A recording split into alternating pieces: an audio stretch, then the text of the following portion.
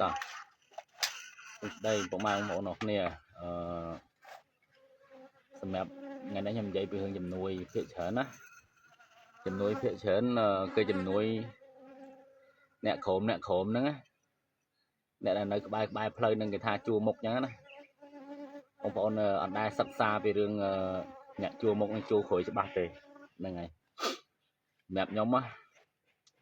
នៅជួរមុខនឹងតបរថក្រោះរបស់ថៃមកជួរនេះហ្នឹងហើយចម្ងាយល្បាក់100ម៉ែត្រពីគ្នាទេហើយមិនដែលមានតែគេសួរខ្ញុំថាជួរមុខទេបានតែអ្នកក្រុមអំណោយវិញណានេះបងប្អូនខ្ញុំមកជួរខ្ញុំនេះគ្មានបានអីទេអានេះខ្ញុំមិននិយាយទៅចង់បានអំណោយណាប៉ុន្តែបងប្អូនដែលផ្ដល់អំណោយបងប្អូនសិក្សាឲ្យច្បាស់ថាអ្នកណាអ្នកជួរមុខអ្នកណាអ្នកជួរក្រួយហ្នឹងហើយបងប្អូនខ្ញុំនេះជីវិតពួកខ្ញុំនេះផុយស្រួយសាហាវហ្នឹងហើយទល់មុខនឹងតបរថក្រោះណាទល់មុខណាទល់មុខលៀនឋានឲ្យខ្ញុំពងធ្វើហ្នឹងឃើញអាវុធខ្ញុំមានគ្រប់ដៃទាំងអស់ហ្នឹងហើយបងប្អូនដែលផ្ដល់ឲ្យអំណោយហ្នឹងហើយតែផ្ដល់អំណោយឲ្យហ្នឹងហើយសិតតែម៉ូតូសិតតែរបស់ហូបរបស់អីចឹងណាហ្នឹងហើយខ្ញុំមិនទៀមទាអីទេបើថាបងប្អូនមុននឹងផ្ដល់អំណោយឬក៏ជំនួយអីណាបងប្អូនសិក្សាឲ្យច្បាស់ថាឡៃណាដែលជួមុខឡៃណាដែលជួក្រួយបងប្អូនខ្លះទៅ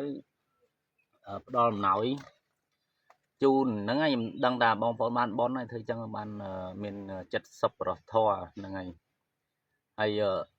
ដាក់ឲ្យអ្នកជួមុនហ្នឹងគេហៅជួមុនហ្នឹងហើយពួកខ្ញុំពិបាកឡើងមកពិបាកឡើងមករោខ្ញុំអញ្ចឹងមុននឹងបងប្អូនផ្ដល់អំណោយ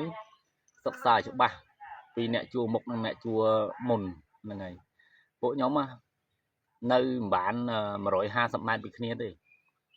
ហ្នឹងហើយនិយាយគ្នាច្បាស់ចេះនឹងកងកម្លាំងថៃហ្នឹងឬសូនិយាយច្បាស់ចេះនេះខាងម្នាក់មើលឃើញគ្នាច្បាស់ចេះហ្នឹងរាល់ថ្ងៃហើយប្រឈមមុខដែរហើយនៅខាងថៃវាស៊ីបយើងបានណាស៊ីបបានមកសេរីហើយយើងអត់ហ៊ានហើបមួយគេទេហ្នឹងអ្នកជួមុខហ្នឹងហើយបងប្អូនដែលមិនយល់ផ្ដល់ជំនួយសើបមើលច្បាស់ផងថាអ្នកណាអ្នកជួមុខអ្នកណាអ្នកជួមុនហ្នឹងហើយអរគុណច្រើនវីដេអូខ្ញុំមានតែប៉ុណ្្នឹងហើយបាទ